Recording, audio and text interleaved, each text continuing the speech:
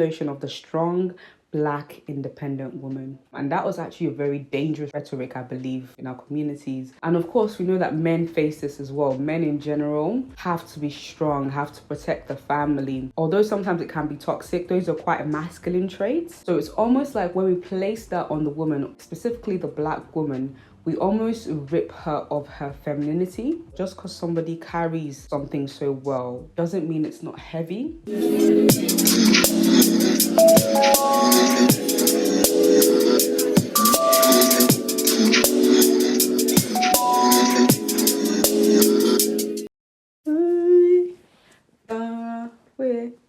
Come on, I am looking for a sister.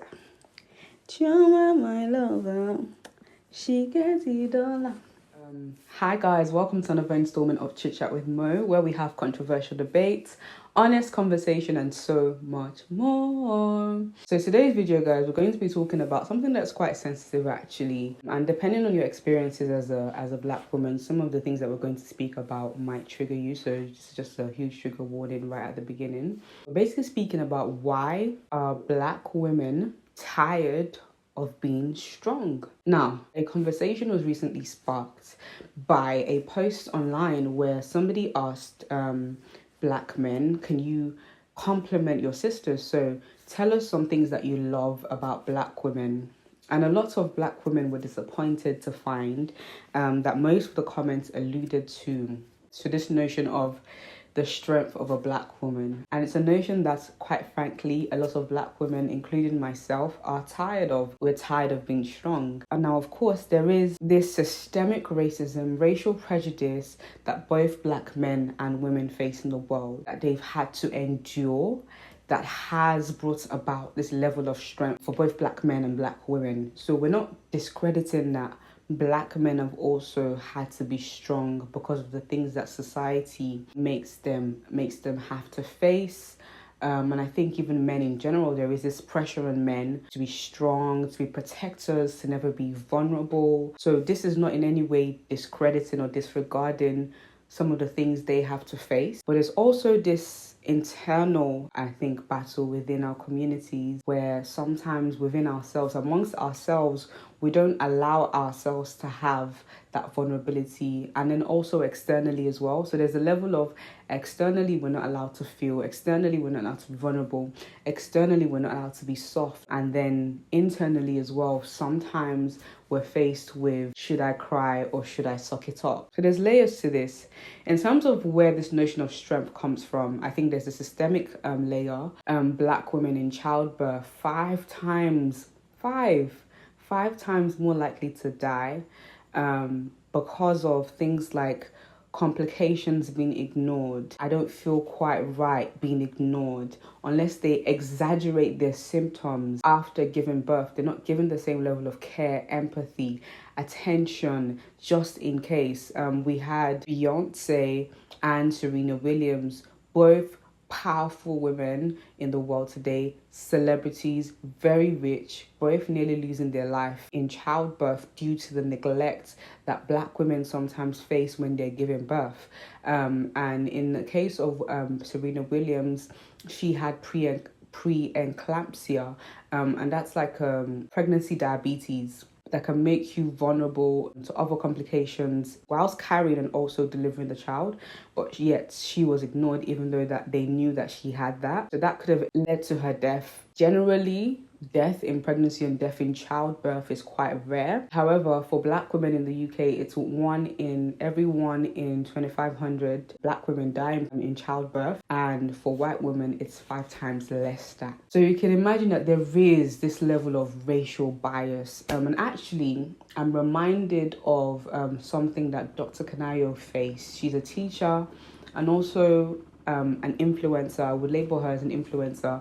And she spoke about what she went through. Sometimes we show differently on our skin, white people, Black people. And she had symptoms of this disease and they wouldn't identify it because it didn't look like how it should look on a white person's skin. Now, she had to, as a patient, educate the hospital. She made a whole slide, educate the hospital on, the bias in like medicine.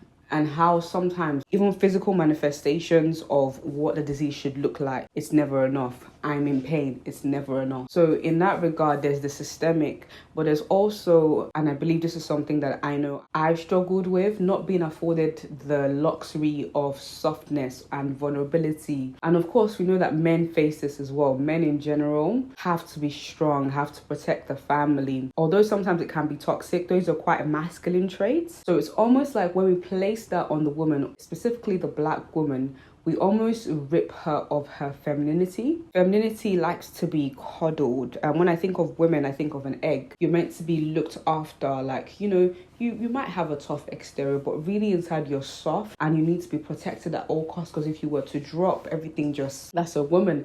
A woman is meant to be protected. A woman is meant to be loved. A woman is meant to be nurtured. But sometimes, and I saw this tweet as well from another YouTuber, Life of Owls, and she said that she had to coach the men in her life to stop telling her to suck it up when she was crying, when she was upset, when she was having a moment. Like, these are all valid feelings also for Black women. You know, we've heard of the phrase white women tears, and that's almost used as a mockery for them, because yes, the Karens, they do the most sometimes. They be lying about what's really going on. But we see the reaction to white women tears. We see that the reaction is to gather around her. I've seen multiple videos of white women starting ish in the public, slapping somebody, being physically abusive, verbally abusive. The minute they start to cry, you've already lost. Everybody gathers around, even though she was the perpetrator.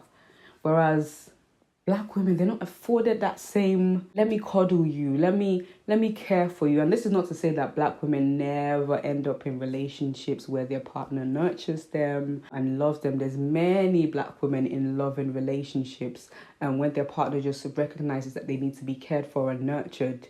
I acknowledge that, but we're talking about the cases where sometimes they're not afforded that luxury. And there's this other notion of the strong Black independent woman, which I think a lot of us took that on, including myself quite early on in my formative years, took that persona on because, well, there's no one to protect us anyway, so let me protect myself. Saying that though, my brother was very protective of me growing up. So like, I am one of those women that did have protection of like my close family and friends, but I did understand that outside I wasn't allowed to be soft or vulnerable. So you put on, in some cases, that strong Black independent woman persona, and actually sometimes you don't want the protection of a man. It's like a defense mechanism. You've had to protect yourself for so long. Now you're like this. You're like, nobody else can protect me. I've got this. I've got me. I've got it. And that was actually a very dangerous rhetoric, I believe, in our communities, whereby we felt like we didn't need protecting and we began to protect ourselves. And now there's almost this cry for help, where it's like we realize, you know, that as women, and this is not to say that every woman is soft and can't protect herself, but for the women that do want to be soft and do want to be protected, there is now this cry that, like, no, I don't want to be strong anymore. Can you not see beyond your perceived notion of my strength? And I was speaking to a friend actually, and we were talking about how, for example, with the case where they asked Black men to speak about Black women and they said her strength, her strength, her strength. We spoke about how a lot of Black men say that because they've seen their mom struggle and endure and come out strong on the other side. So when they think of Black women, their immediate or subconscious thoughts is the experience that their Black mother has gone through. We're talking single parenthood, having to raise boys and girls, becoming a mother and father figure in cases where the father might be incarcerated, might be in prison, might have walked away. Broken homes are the result of many things. So we see how sometimes, you know, a woman is left to raise her family on her own, might not have a high level of skill, so might do loads of low skilled jobs to keep things on the wraps. So seeing those kind of things and seeing her still coming home and cooking and cleaning and doing so much for you, you begin to perceive that as strength. And whilst, yes, I acknowledge that it takes a level of strength to do that, but just because somebody carries something so well doesn't mean it's not heavy. And there is this new generation of Black women that have seen their moms go through that, and they don't want to have to endure being mother and father.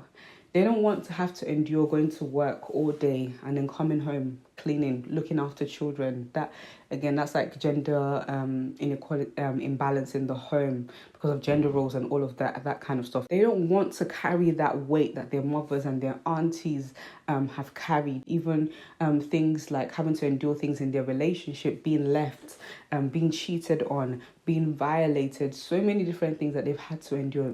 These new age black women don't want to be strong no more. They don't want to be strong emotionally because that's a lot of emotional taxing and a lot of emotional damage and psychological damage that a lot of that older generation of women went through. That we thank them and we bless, that we thank God that they made it through. But it's kind of like, there's a scripture I remember about affliction should not rise again the second time. What happened in the older generation, you don't necessarily want to see it happening again in the next generation. It's like we thank and acknowledge our mothers. We love them so much for the things that they went through.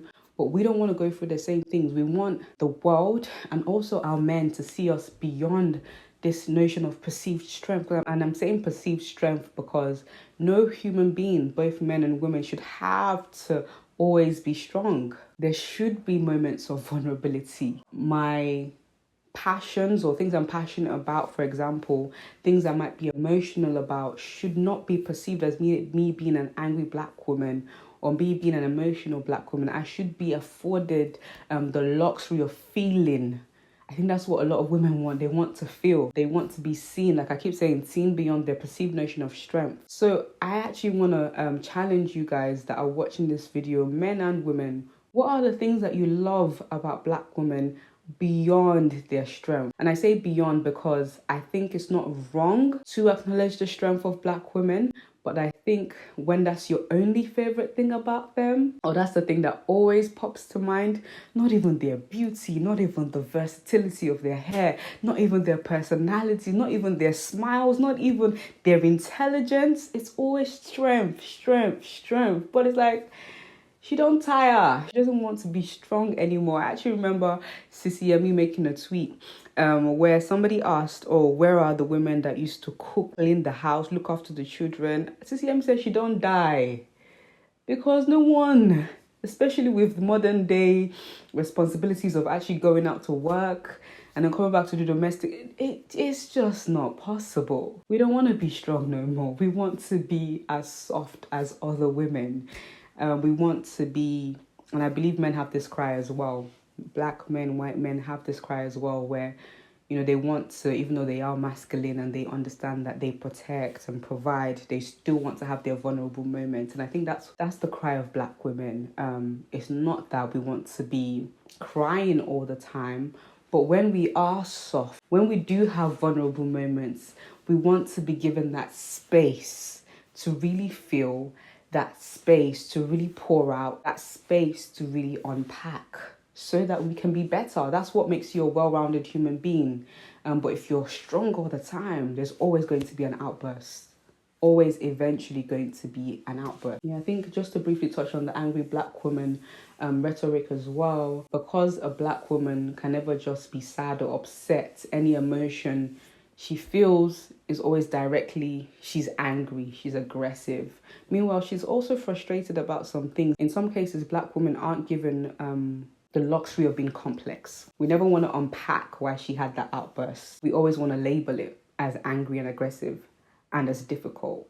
We never want to unpack it enough or sit down with her to have a conversation and find out what's really going on internally, because sometimes it's a heart issue and not a head issue. In some cases, just label it as angry. In conclusion, black women want to be soft as well, and we want to be seen beyond your perceived notion of strength. We want to be helped when we need help. We want to be vulnerable and protected and coddled and cared for. We want to be feminine, you know? Something that really transformed my life, my relationships with people, was finally resting in my feminine energy. And I'll link some channels down below for black women that are tired of being the leader, Black women that are tired of being masculine energy. I used to carry that a lot. Just want to rest in their softness and their femininity. I'll put some links in the bio for you guys to go check it out. Allowing black women to rest in their feminine energy, you're going to see a different side to them when she's loved and nurtured properly. Stop throwing things at them because you think they can take it. Like I said, just because she's carrying it well don't mean it's not heavy. And that's all I really had to talk about when it comes to this topic. Make sure if you liked it. Do share it with your friends. Comment down below on the things I spoke about. Do you feel like black women are always expected to be strong and to their own detriment? How do you feel like this can be fixed? And also, please comment down below. What are your favorite things about black women that goes beyond their strength? Until next time, guys, peace and love. Peace and chunks.